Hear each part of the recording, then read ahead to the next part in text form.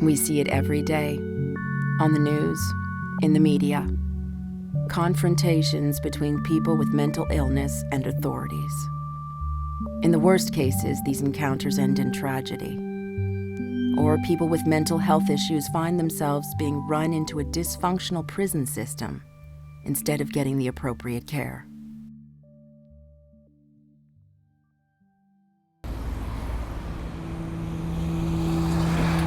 And stress can be really bad for people with mental illness. And then it happened.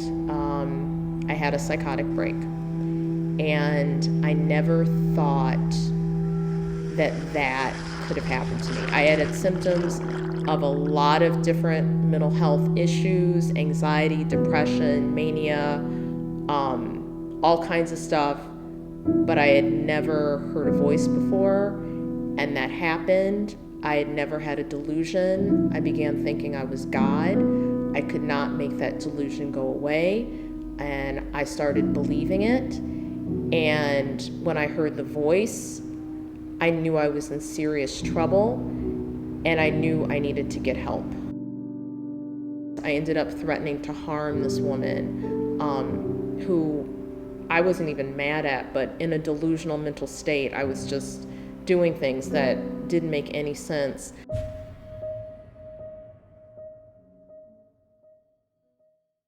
A young man, homeless and schizophrenic, beaten to death. Police shooting death of a mentally ill man in Miami Gardens. The police department had not properly trained officers. Anna Quanya, a mentally ill 17-year-old girl who was killed by police in Texas. The death of a 26-year-old man while in the custody of deputies has been ruled a homicide. The victim, Robert Saylor, had Down syndrome.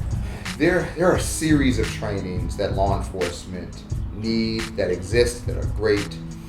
One is CIT, Crisis Intervention Training. This is specifically to train officers on how to identify people with mental illness, how to intervene in a way that does not escalate. You're not barking commands, you're not immediately escalating to physical confrontation, and you're trying to help de-escalate the situation.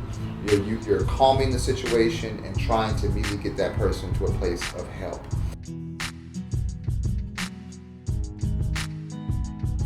So whether we like it or not, police officers have become the first responders to mental health crisis in the neighborhood. So we were seeing like people living with mental illness were being locked up because of their mental illness.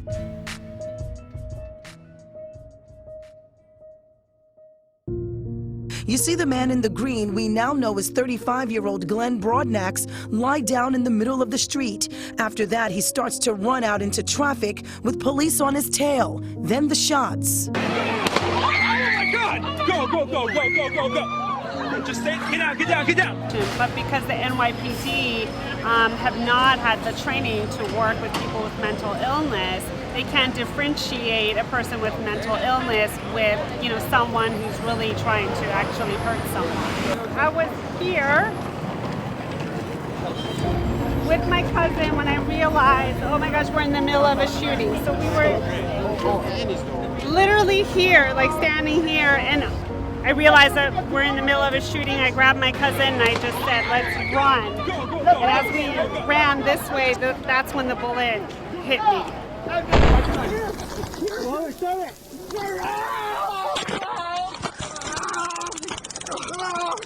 Okay, here, dude.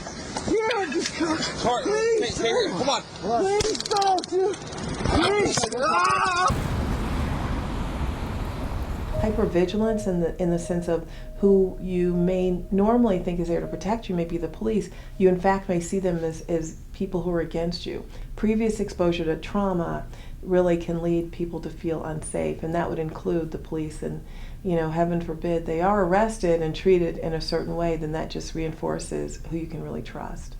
Show me your hands. Show me your hands. Show me your hands. Drop the knife. Drop the knife! Bring it on! Drop the knife! No! Drop the knife! No! Drop the knife! Oh, shit! Shots fired!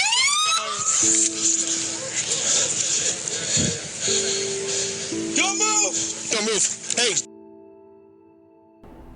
They all knew that I was suffering from a mental health problem. That's the only thing that hurt me, and that's why I'm so committed to crisis intervention training, is because if I had been diverted to a mental hospital, I wouldn't have a felony on my record. And I would have immediately gotten treatment. Because when I did get treatment, finally, when I got medication that worked, I came out of the delusion, and I was so, like, sorry. Everything came around, but that police intervention is so important when the police are trained to deal with mental health crisis, and they can actually get somebody to a mental hospital as opposed to taking somebody to jail.